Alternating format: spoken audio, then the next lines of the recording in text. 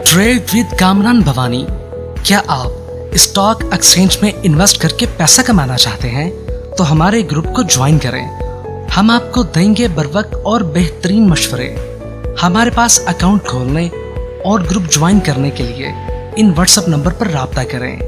कामरान मेमन भवानी 0345 82644। बिस्मिल्लाहिर्रहमानिर्रहीम। अस्सलाम वालेकुम ऑल मेंबर्स। मैं कामरान मेमन भवानी हूं। आप देख रहे हैं यूट्यूब का चैनल जिसका कोई क्लेम या ब्लेम नहीं है। वीकेंड पे हमने देखा काफ़ी सारी न्यूज़ यानी कि नेगेटिव यानी कि जनरेट हुई, जिसमें एक तो ये था कि लगता है ऐसा था कि असम्बलियाँ तहलील हो जाएंगी, जो कि नहीं हुई। और इमरान खान साहब की जो कॉल यानी कि लॉन्ग मार्च की जो कॉल है वो फाइनली डिसाइड हो गया और 25 मार्च को जो है वो लॉन्ग मार्च की यानी कॉल दे दी गई।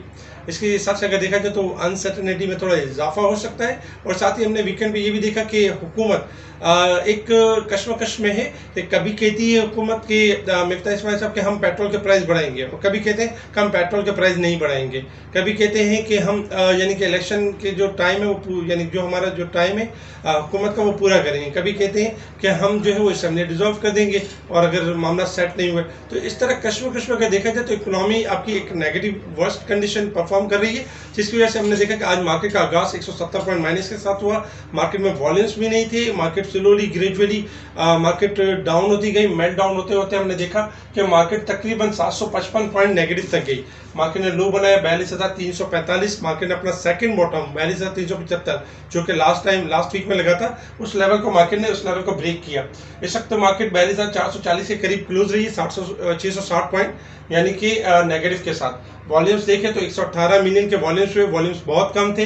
फ्राइडे वाले दिन अगर देखा जाए तो फ्राइडे वाले दिन 189 मिलियन के वॉल्यूम्स थे, यानी वॉल्यूम्स में भी तकरीबन 50% से यानी कि कमी देखी गई। इसके साथ ही अगर हम देखें तो आज के सेक्टर्स के हवाले से देखें तो सेक्टर परफॉर्मेंस में भी यानी कि छोटे स्टॉक्स मोस्ट एक्टिव होते हुए नजर आए, जिसमें सेल बैंक, WTL, के इलेक्ट्रिक, GL थोड़ा नेगेटिव क्लोज हुआ। सी एनर्जी, पाकिस्तान रिफाइनरी 31% थोड़ा डिक्लाइन हुआ, जबकि हम network, mapply, park electron, Telecard slightly negative perform करते रहे। अगर हम टॉप एडवांस कंपनियां देखें तो साइड बोर्ड स्टॉक्स जो है वो अपसाइड की तरफ रहे, जिसमें HIFA के स्टॉक्स है, ये अप हुआ। इसके अलावा देखा जाए तो मुख्तलिफ छोटे स्टॉक्स यानी कि थोड़ा सा तेजी की तरफ रहे। अगर हम इस चीज़ को देखें तो आज जो सेक्टर परफॉर्मेंस की अगर हम बात करें तो सेक्टर्स में तमाम ही सेक्टर्स अगर देखा जाए तो नेगेटिव परफॉर्म करते रहे, जिसमें सबसे ज़्यादा नेगेटिव सीमेंट सेक्टर के 120 पॉइंट, फर्टिलाइजर के 88 पॉइंट, ऑयल एंड गैस के 79, टेक्नोलॉजी के तकरीबन 72 पॉइंट, कमर्शियल बैंक्स 63 पॉइंट। इसके अलावा भी तकरीबन सेक्टर्स नेगेटिव रहे। पॉजिटिव सेक्टर्स में real estate, miscellaneous slightly positive रहे, क्योंकि आज मॉनेटरी पॉलिसी का भी अनाउंसमेंट होना था और ये एक्सपेक्ट भी किया जा रहा था कि 100 बेसिस पॉइंट से लेकर 150% तक इंटरेस्ट रेट में इजाफा हो सकता है। आज अगर हम देखें तो यानी कि स्टेट बैंक ने मॉनेटरी पॉलिसी को अनाउंस कर दिया और 150% का इजाफा हुआ है। अच्छा देखिए, इसमें कोई चौंकने वाली या कोई सरप्राइज न्यूज़ नहीं है कि इंटरेस्ट रेट में 150% का इजाफा हुआ, क्योंकि इससे पहले अगर हम देखें तो टी बिल्स के ऑप्शन तकरीबन 14.5 और 15% की तरफ जा चुके थे। तो हमारा इंटरेस्ट रेट तो ऑलरेडी अगर देखा जाए तो उसी टाइम पर 14% और 14.5% यानी 14.5% और 15% हो चुका था। उस टाइम ही हमारा इंटरेस्ट रेट बढ़ चुका था। अगर आज देखा जाए तो स्टेट बैंक ने एक पॉलिसी रेट अनाउंस किया कि जो इंटरेस्ट रेट बढ़ चुका था उसको आज स्टेट बैंक ने अनाउंस किया कि भाई आज 14.25% इंटरेस्ट रेट यानी हमारा हो चुका है 150% बढ़ाने के बाद। तो मार्केट अगर देखा जाए तो इसका इम्पैक्ट ले भी चुकी है, और एक तरह से ये कि मार्केट जिस तरह अपने बॉटम पे क्लोज हुई है तो हम टेक्निकल लेवल पे देखेंगे मजीद कितना इम्पैक्ट आ सकता है या इसका इम्पैक्ट ले चुकी है। अभी इस वक्त अगर हम देखें तो 150% पॉइंट का इजाफा हो चुका है। इसके साथ ही अगर हम डॉलर में देखें तो डॉलर में आज भी इजाफा रहा $1 का और 201 से ऊपर ट्रेड होते हुए नजर आया। इसके साथ ही अगर देखा जाए तो एक न्यूज़ ये भी थी कि मिफ्ता इस्माइल के हिसाब से मिफ्ता इस्माइल के हवाले से कंफ्यूजन आ रही है। सम टाइम जैसे कि मैंने पहले ही बताया कि सम टाइम कुछ न्यूज़ होती है, सम टाइम कुछ न्यूज़ होती है।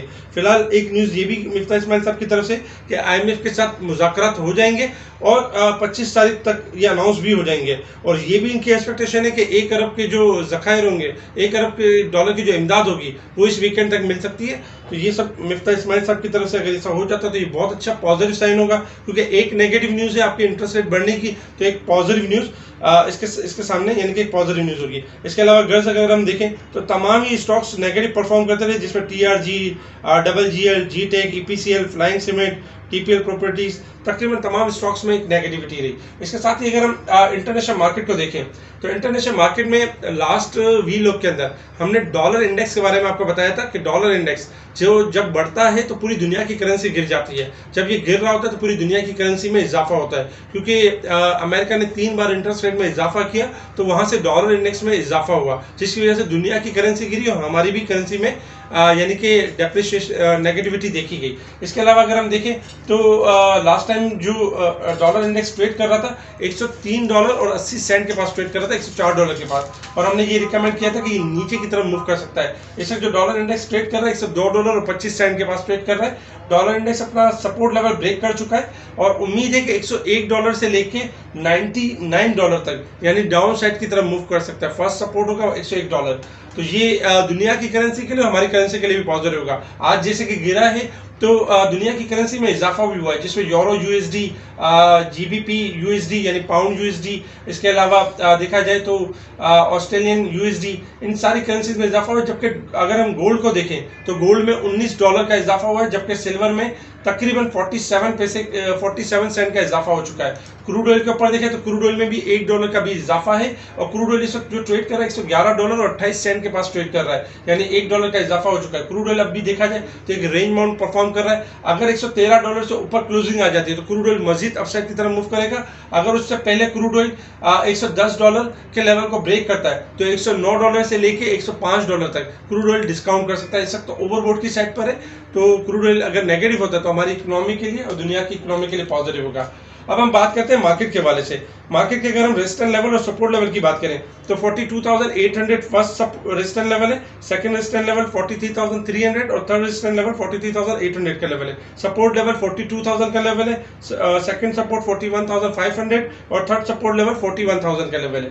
जैसे कि मॉनेटरी पॉलिसी का अनाउंसमेंट आ चुका है और हम ये भी देख रहे हैं कि जो 150% का इजाफा हुआ है, तो ये हम एक्सपेक्ट भी कर रहे थे क्योंकि टी बिल्स के ऑप्शन हायर साइड पर थे, तो ये एक्सपेक्टेशन तो पहले से थी कि स्टेट बैंक 1.5% भी बढ़ा सकता है और 2.5% भी बढ़ा सकता है, क्योंकि स्टेट बैंक के पास गुंजाइश मौजूद थी कि 2.25% या 2.5% इजाफा कर दे। लेकिन फिर भी स्टेट बैंक ने 150% का इजाफा किया और थोड़ा सा यानी कि ये इजाफा एक्सपेक्टेड था।